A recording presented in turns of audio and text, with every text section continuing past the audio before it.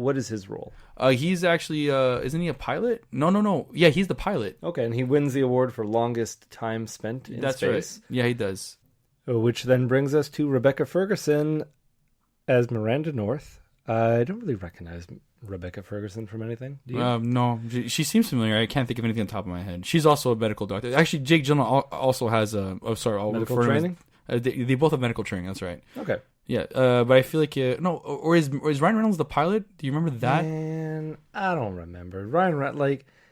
They're up in space. Something goes wrong. Everybody's on an equal playing field. I know. I get it. I think Ryan Reynolds is more the pilot than anything. Then Jake Gyllenhaal is like part of the medical. Yeah, Yeah, I don't know. I think it's a little ambiguous. It is ambiguous. I'm sure it wasn't ambiguous. I think we just didn't. We pick forgot. up on Yeah, it. for sure. Okay, it's fine. He is something. Yeah, they're all very qualified. No monkeys on this ship, David. There's a rat though. There's a rat, and very soon we are introduced to Calvin. He is the single-cell organism that they find. Yeah.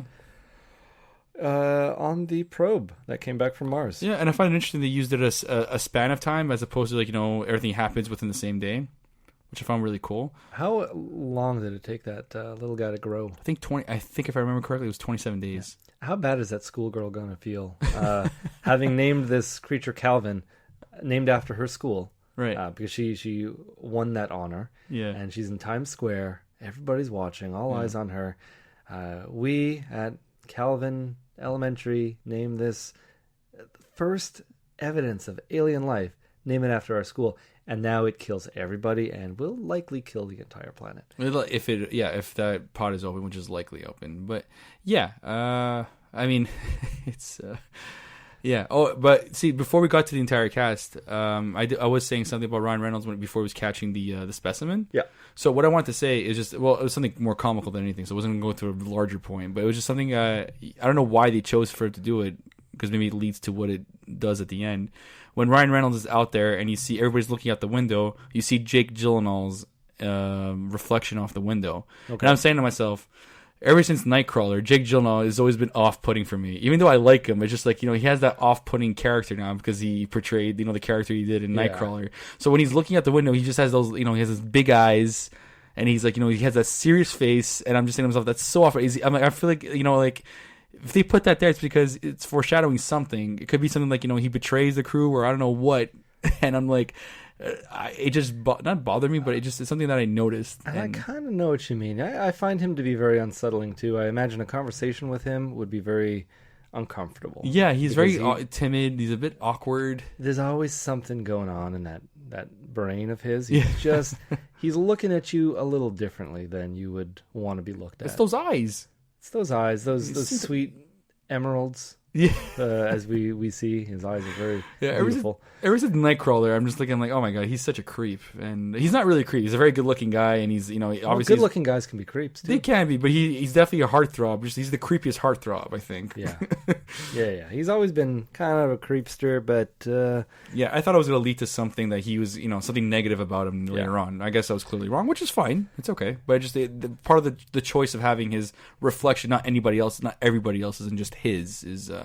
I was wondering what that was going to lead to. Yeah, I mean, I'd like to watch this film again. I feel like there's a lot of subtleties that I missed out on. Yeah. But, from early on, I liked how it took a while to get into the horror aspect of it.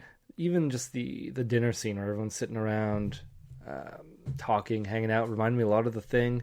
It just reminded me a lot of how what The Thing did so well was really sell you on their atmosphere, right? On the atmosphere, on the relationship all these people have in captivity. And in Alien, too. But in an isolated area. Right, in Alien as well, right? Remember and when they first get up? Yeah, they have that first meal you have after a long sleep, right? Yeah. And so they didn't rush into the horror like you would see in a lot of other horror films. They really take the time to establish the characters. But once Calvin starts growing... Yeah, and it took a while, too. They were saying they're trying to wake it up, and they finally see it move a bit. Then they have to adjust. Yeah. So that was interesting. They had to adjust the temperature, the oxygen levels to be closer to a Crotoic era? Yeah, and they said it was... Yeah, and they said at first it wasn't surviving so well until they adjusted it to like something more of the Earth's atmosphere. More of the Earth's atmosphere, but like early on, like just... like I guess before dinosaurs, I believe. I guess, or during... No, that was a prehistoric era, though. Oh, what Crow? Oh, sorry, I'm not good with these eras. Well, it's not prehistoric era. Sorry, that's. I don't know the eras, but I believe there's a different name for that. I think Crow-Toke is one of the. Oh, you're talking like when everything is like a fish. The beginning of the Big Bang Theory, I guess, and then like everything just grows into like from an embryo to something. That's what they were going for. Okay, my memory does not serve me that well though. Okay, definitely looked like one of those believable creature to be on Mars, and it quickly grew because of what they offered it. Right, the air, the oxygen. That rat. Yeah, that was there. What was that rat there for? But it was pinned out for 27 days. Could a rat go without eating for 27 days? Well, we don't know if it was fed. That's the thing. I just feel like because it was always at the same spot, same stationary spot. It wasn't struggling or anything like that. I'm just wondering, like, if there's only one thing that I had a problem with in this film, it was the rat. Yeah, it's just the rat because they show it so many times, and I'm thinking like, how did they take care of this rat? Yeah, I'm just thinking. I think there's some pretty skilled astronauts. One of them could probably feed a rat. I'm sure. I feel like I want, like, if they show it so much, why don't they show like, oh yeah, we got to feed the rat. Oh, we got to take the rat out of there. Or I don't know. That'd be so strange. I don't need them to constantly be interrupting the progression of the film to be like, oh, did you remember to feed that rat? Yeah, I didn't mean to go in that direction, but at least even just the action of putting the rat and putting it back in its place once and removing it once, and then every time they had a shot of it, it's already in the stationary thing. You don't have to show it again. You have just the strangest problems with things. It's not the biggest problem. You said that was the biggest problem of the film. I have one tiny bit of a problem later on, but this isn't. Nothing ruins this film for me anyway. Do you find it was a bit of a cheap shot here, killing off Ryan Reynolds so early on when they bill him as the, it's a Ryan Reynolds movie. Yeah, he's in this film. Well, it's Ryan Reynolds, Jake Gyllenhaal, and Rebecca Ferguson, and I'm thinking Ryan Reynolds, he's going to last at least halfway through the film, but no, he's the first to go. Yeah, that kind of takes you back to like Scream or like Deep Blue Sea. Yeah, whatever. What did that believe? Who dies first? Sam Jackson. He's not the first one to die. He's not the first to die, but you don't expect that death. No, you want that death to happen to surprise everybody. What about like what's her face? Jamie Lee Curtis's mom in Psycho.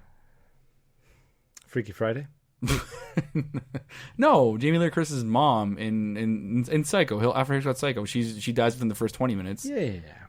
And then I did not know she was Jamie Lee Curtis's mom. It is. I'm pretty sure. All right. Well, I'm not crap saying no. Someone holds that against me now. I'm like, oh man. But, no, it is right. It definitely is right. Definitely is. Right. I'm kidding. Well, and then even just to name another one, Nightmare on Elm Street. The protagonist we're introduced to in the beginning. She dies within the first 20 minutes. Yeah. No, I mean it's a good throwback. It's cool. I guess it's appropriate, and it was a good death.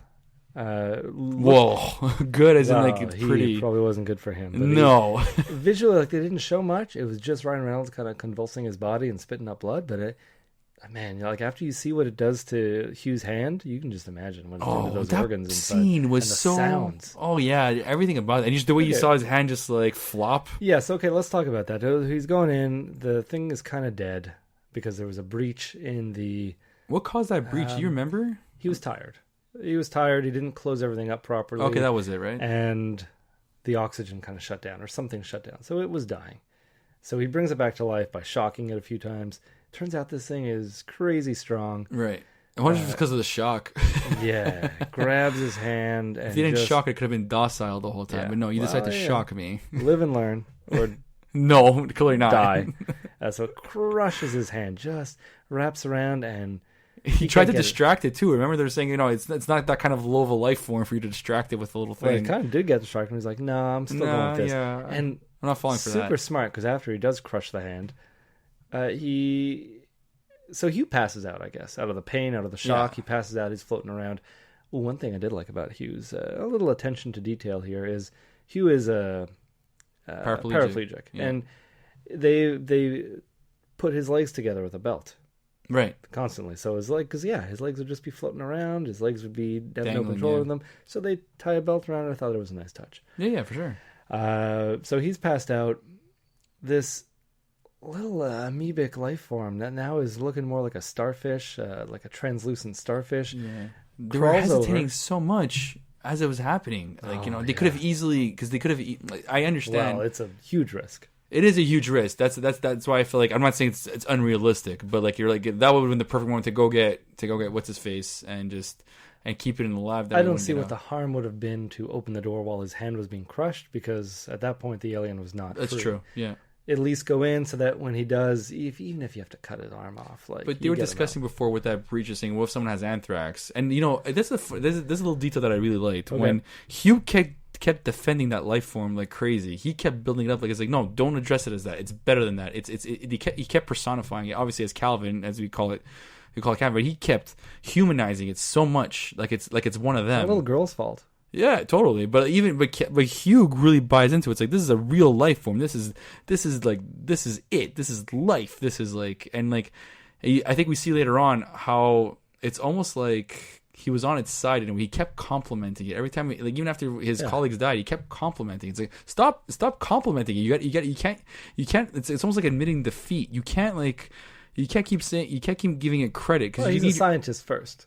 Yeah, but you have to give yourself credit because the reason that it's there is because of you. So if you have to kill it, have that attitude. Just be like, I brought it to life. I should try to kill it, and that should have been his mentality the whole time. I felt like that would have been. I gave you life. I take it away. Yeah, exactly. I felt like that would. But the thing is that obviously I'm not saying I'm against the character. I'm not. He had to do that. He had to be that way, which is just a part of his character, and I get that. But it's just like that's why the subtlety of him always humanizing it. It was a good touch in that regard. But a fault ultimately that did them in. So, but I do think that their best chance of saving him would have been go in there while his arm is being crushed. Yeah. Pull him away. I didn't want to rely on those gloves. Those gloves did not look like something that could keep an alien out from breaking through. Well, you didn't figure that the alien would have figured out how to get that alien through was there. going to be like, oh, walk over, grab this thing, crack it in half, use it like a blade and pierce through the rubber glove. It's like, okay, well, if it's this smart, I'm worried now. You should be, yeah. Then he goes over to the rat, and it didn't look like he was going to harm the rat until the rat attacked him. Yeah. Or like just acted up a bit. So you think the rat is the ultimate, catalyst? Well, I mean, from joking, the get-go, this alien wakes up in a strange land. He's land. Well, to him, it's a strange land. He's poked and prodded. Then he starts to die, and then somebody shocks him a bunch of times. So he's like, "Okay, this is nuts, man. I'm shutting this down. Not cool. Crushing the thing that is shocking me. Yeah. That's fine. Then I'll get out of my cage. That's fine. Yeah. And explore the world. Oh, here's another living creature. Hey, what's up?" Then this rat kind of snaps at him or does some weird thing. Right. It's like, no, this is a violent place for me. So I'm killing you, and I'm just going to kill everybody. I got to get home. Oh, man. So their second option, the second best time to save Hugh was when he was attacking the rat, which is what Ryan Reynolds did. He waited a little too long, and I felt like the whole execution of pulling Hugh's body out of that door took too long, likely because Jake Gyllenhaal, just call him David. Likely when David came in there too, it didn't take two of them. Just grab him, pull him in, shut the door. Yeah, I felt like a lot of the horror of this, a lot of the suspense of this film was, can they close the door fast enough? Right. Because it happened like 10 times. Can they close the door fast enough? Oh, they did. Good. It was still at a good pace. Yeah, it was a really good pace. It was constant. It was like, oh man, close it. Because you're moving so slowly. It's like you're moving through gelatin. Yeah. And it's like, that thing is coming. And it doesn't mean anything. It's just propelling itself so easy. It's like a snake on water, because these things could be really fast, or like a crocodile, because I feel like it was easily adaptable to it. Oh yeah. And the thing is, very resilient. Yeah, yeah. And they could not kill it. And did you feel like, I'm glad they didn't go too much into this. Okay, for example, when David Jordan, Jake Gyllenhaal's character, closes the door on Ryan Reynolds, is like, and Reynolds goes, yeah, okay, I know, I get it. Yeah. He doesn't go like, you son of a bitch, in any other, in The Thing or like an Alien, there's always that conflict of they knew, everybody is well familiar with the protocol of when these things happen. Yeah. And it's like, I get it, it's fine, all right. He's guys, very disappointed in himself. Yeah, it's like, I should have done that. I get it. And then they give each other a look, like it's a bro look. It's like, hey, look, I had to do this. Very brief. He stands a better chance because Hugh had passed out. Right. So he's no use to anybody. He's going to die if the alien attacks him. At least Ryan Reynolds has his wits about him, and he can try and do something. And he wasn't too witty at some point, though. So they give him he gets the fire extinguisher, right? He sort of shakes it off in a way. He manages to. I'm surprised he didn't break his leg then and there. Not a fire extinguisher. I mean, he gets a flamethrower. Flamethrower. I meant to say sorry. Yeah. It's Wow. very Yeah. opposite. Completely different. Yeah. You're right. I wonder how that would have done. Anyways. Freeze it, maybe. Maybe freeze it. Yeah. I guess. Maybe that's what they should have done. Maybe. Yeah. And But, yeah. So they try to burn it, right? Yeah. But you remember when it goes behind the compartments. That's